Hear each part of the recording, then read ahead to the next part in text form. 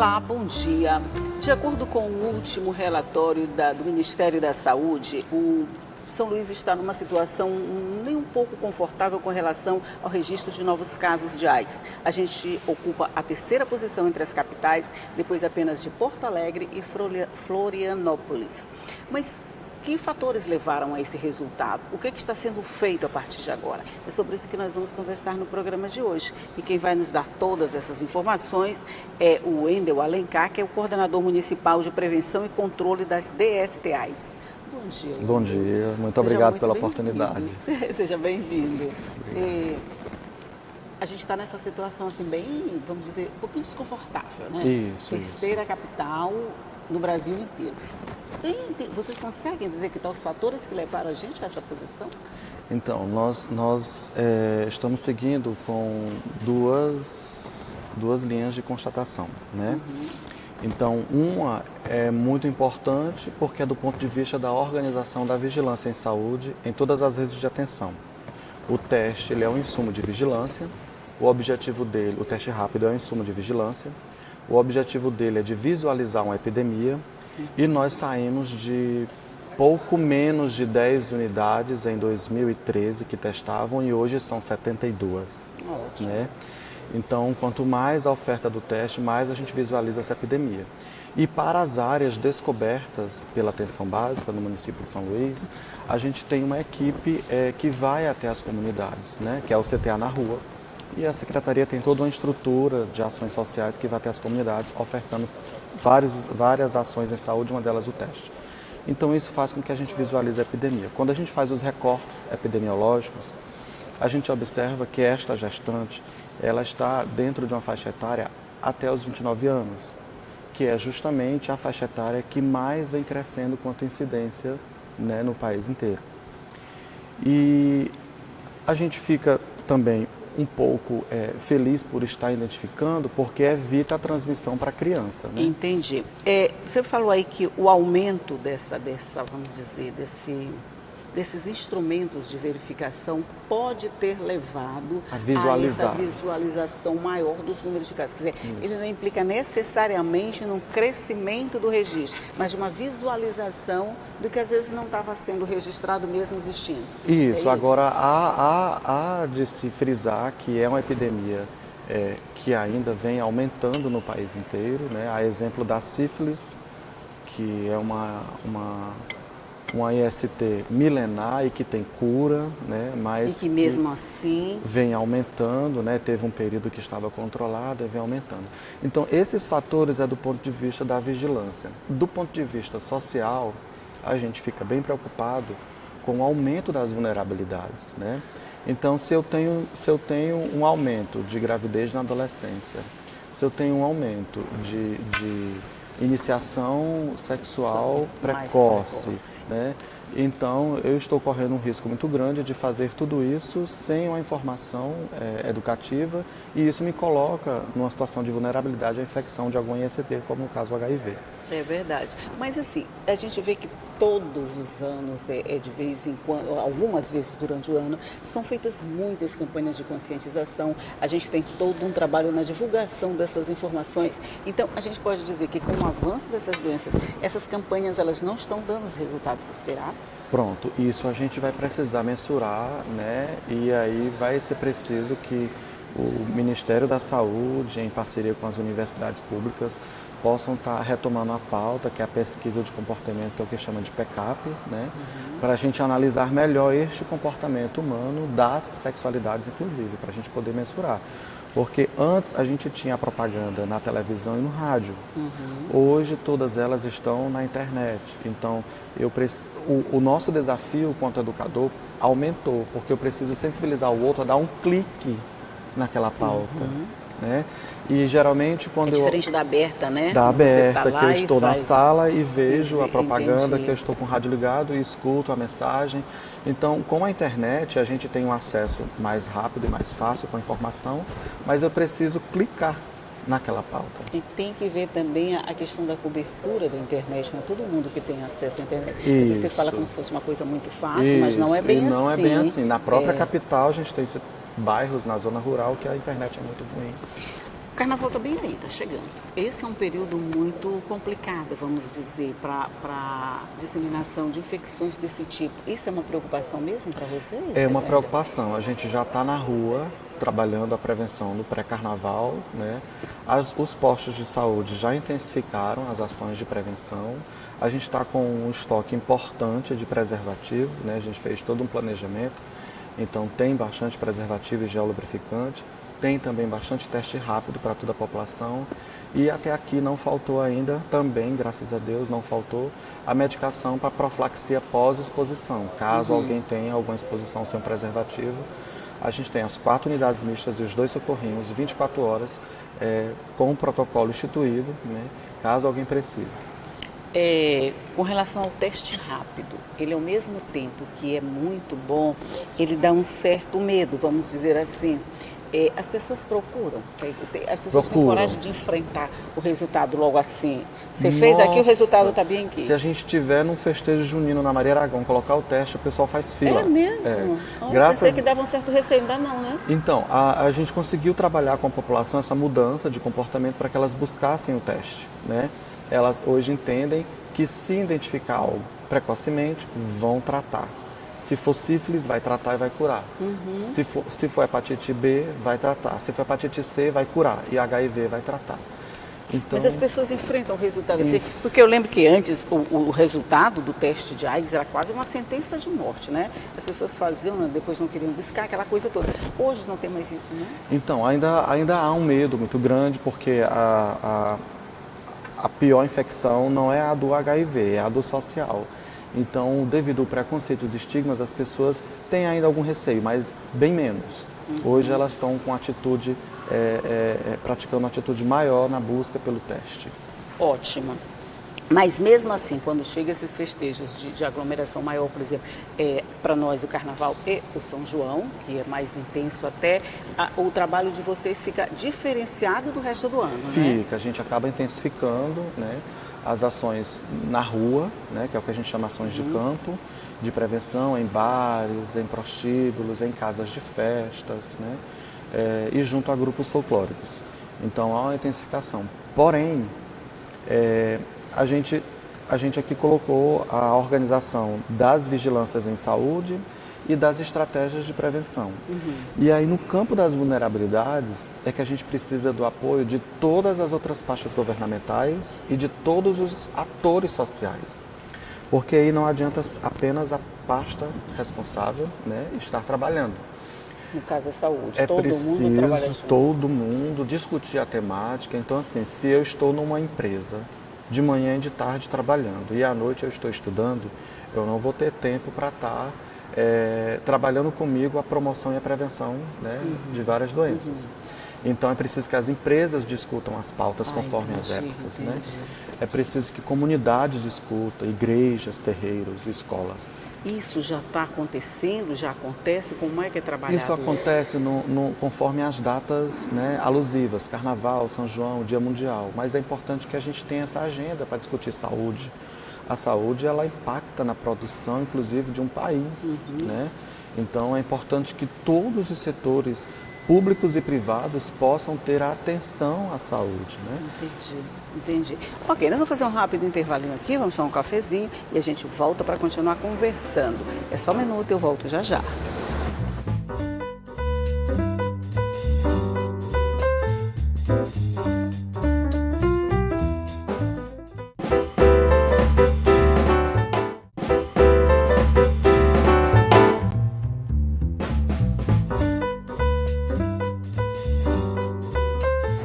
Já estamos de volta, estou conversando aqui com o Wendel Alencar, da Secretaria Municipal de Saúde, sobre o crescimento do registro de HIV no município. E um outro ponto dentro dessa temática que eu acho que preocupa muito também é o crescimento de gestantes, né, com HIV. Esse crescimento, ele tem sido mesmo expressivo, Wendel? Tem sido bastante expressivo, porque antes não se tinha o teste rápido como uma rotina no pré-natal. Então, tanto a rede pública como a privada, ela precisa intensificar cada vez mais essa oferta do teste rápido de sífilis, de hepatite B e C e do HIV, né, no pré-natal, não só para a mamãe, mas também para os parceiros, né? Porque quando a gente trata somente a gestante, não trata os parceiros, acaba havendo uma reinfecção e aí acaba afetando o bebê, né? No caso da sífilis, por exemplo. Entendi. Mas esse trabalho, por exemplo, quando a gestante ela já engravidou com HIV, significa que o trabalho de antes, ela quer dizer, ela não fez o trabalho de casa antes, é isso? Ela não teve acesso a tudo isso que estava sendo oferecido, Pronto. ela não quis fazer? O objetivo é que essa gestante chegue sem o HIV na unidade. Sim, né? sim. Quando ela chega com o HIV na unidade, aí a gente precisa realmente analisar todo esse contexto de promoção e de prevenção da oferta na saúde, né? E também esses contextos de vulnerabilidades em que a gestante está inserida. Então, aí há uma falha na educação sexual, né, desta gestante, né? que é algo que vem antes. Antes, é. E aqui a gente está falando de todas as estruturas da sociedade em que essa gestante está inserida. Né? Quer dizer, o objetivo de vocês era que ela chegasse a essa gravidez, mesmo tendo uma vida que poderia levar a isso, mas que chegasse sem o vírus sem até o a HIV, gravidez. Sem né? o HIV, isso. Mas a partir do momento em que é detectado, o trabalho que é feito com ela, ele é oferecido, por exemplo, em qualquer posto de saúde, ela pode ir em qualquer lugar que ela vai ter acesso a esse pré-natal bem feitinho, quer dizer, se ela quiser também, claro, ela vai ter acesso a isso? Pronto. Ainda sobre a questão do HIV, a comunidade científica, ela está bem preocupada com o aumento do HIV no mundo, né? Por isso, há uma concentração muito grande de energias e de investimentos para o controle da AIDS, né? Ou seja, tratando o HIV, evita-se a transmissibilidade né, do HIV e o adoecimento e óbito por AIDS. Então, agora, voltando para a gestante, uma vez essa gestante chegando na unidade, a gente agora vai ter que evitar que ela adoeça de AIDS e que o bebê nasça com HIV. E aí tem toda uma equipe multiprofissional no posto de saúde que vai encaminhar essa gestante para a unidade de referência. Ela vai tomar medicação e impedir de que o vírus chegue até o bebê. Vocês têm conseguido sucesso nessa empreitada, vamos dizer assim? Então, graças a Deus, conforme o número de gestantes que a gente tem, que é um número alto que nos coloca no ranking de terceira capital do país, a gente tem conseguido menos de 3 crianças nascidas com HIV. Ano passado só foram 2 crianças. Ótimo. Você falou uma coisa interessante, os esforços... O ideal é 0 criança. Sim, tá? Sempre, né? Quando a gente já tem esses 2 números, né, a gente fala de números, mas são vidas, né? Então, aí é onde a gente precisa, quanto vigilância, fazer essa investigação, o porquê que essa gestante chegou tarde no pré-natal. Isso. Ou o porquê que ela chegou cedo e não aderiu ao tratamento. Então, nem sempre ela vai ter alimentação suficiente para aderir ao tratamento, ou o apoio da família. Então, são muitos fatores, né? Gente, e todos esses números que a gente está falando aqui são referentes ao ano de 2018, cujo relatório fechou em dezembro de 2019. O resultado de 2019, que este ano deve ser, ainda não foi divulgado, sai lá para o meio do ano, né? Isso, depois, só no mês de julho que fecha o relatório de 2019. Ok, mas é isso que eu estava voltando um pouquinho, você falou dessa preocupação com o crescimento da AIDS. A gente pode dizer que houve um tempo que ela era mesmo uma epidemia, quase uma sentença de morte. Isso. Todo mundo tinha até medo de falar o nome, né? Com a evolução do tratamento, da profilaxia, de que hoje se sobrevive, tem uma sobrevida muito grande, apesar do vírus, você acredita que isso pode ter dado uma relaxada nos cuidados, de mesmo que eu contraia AIDS, eu não vou morrer? É uma preocupação nossa. Então, assim, o progresso ele veio para nos ajudar, né? O avanço da ciência, ela está para nos ajudar. Mas a gente não pode, hoje a gente tem o que a gente chama de prevenção combinada. É uma combinação de várias estratégias que se soma ao uso preservativo, porque se percebeu, a partir do comportamento humano, que o preservativo sozinho não ia mais conter a epidemia. Não. Então é como se tivesse medicalizado a prevenção, né?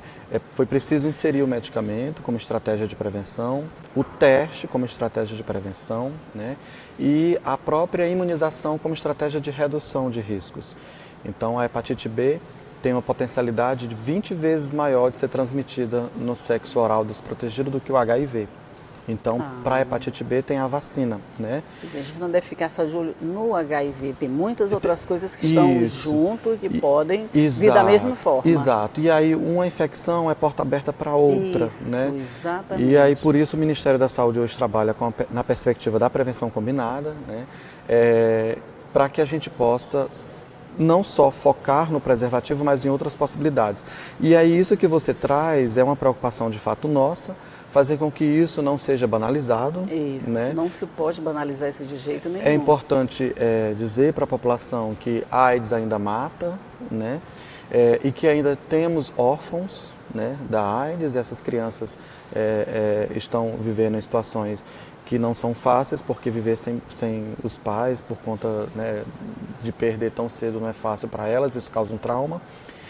E quando a gente tem jovens, muitos jovens, doentes de AIDS, a gente também está falando de uma epidemia que tem crescido numa faixa etária que compromete, inclusive, o desenvolvimento de um país, né? Com então, certeza, é a força causa de trabalho jovem, né? Causa uma série de e problemas. Tem que levar em conta que quem tem um vírus da AIDS tem uma vida normal? Tem, mas esse normal está meio entre aspas, ele não... sim uma doença. Isso, exatamente. É uma doença, sim, tem que ser considerada como doença, não se pode banalizar, porque agora a profilaxia, o tratamento está bem eficiente, mesmo assim não pode ser banalizado de jeito nenhum. Você vivendo com diabetes, com hipertensão, é possível viver? É possível viver, mas assim, Tem bom é viver sem. todas as limitações, né, que a doença impõe, né? Viver com HIV é possível viver, mas é importante viver sem, né? E tem tudo isso. A camisinha sempre foi propagada como talvez o método mais eficiente de controle de doenças sexualmente transmissíveis. Hoje você está dizendo que ela já não tem essa eficiência toda, ela precisa ser combinada com medicamentos, com outras estratégias de profilaxia, de prevenção. Pronto, o preservativo ele é um insumo de barreira, o mais importante, né? Agora, se percebeu, porque assim, a saúde no mundo todo, ela não tem acompanhado a evolução das sexualidades humanas. A sexualidade humana ela tem uma evolução muito rápida, né? Comparando as respostas, né, científicas. Então, o preservativo sozinho, ele tem sim um potencial muito grande como barreira da infecção sexual, das infecções sexuais e do HIV. Mas foi necessário inserir outros insumos, como o gel lubrificante, né, que junto com o preservativo reduz o contato com o sangue, né, seja penetração anal ou vaginal. Há um mito de que o gel é apenas para penetração anal e não também para penetração vaginal. E foi necessário inserir no futuro pós ao gel o medicamento. Então, a pessoa que tem um HIV, que toma o medicamento, ela é negativa à carga viral. Com 6 meses, ela não passa mais esse vírus. Então, se ela está tomando a medicação e se ela está usando o preservativo e o gel, eu tenho 3 instrumentos de barreira. Né? E aí, para quem não tem o HIV, tem a opção de usar o preservativo junto com o gel, mais a PrEP, que é a profilaxia pré-exposição.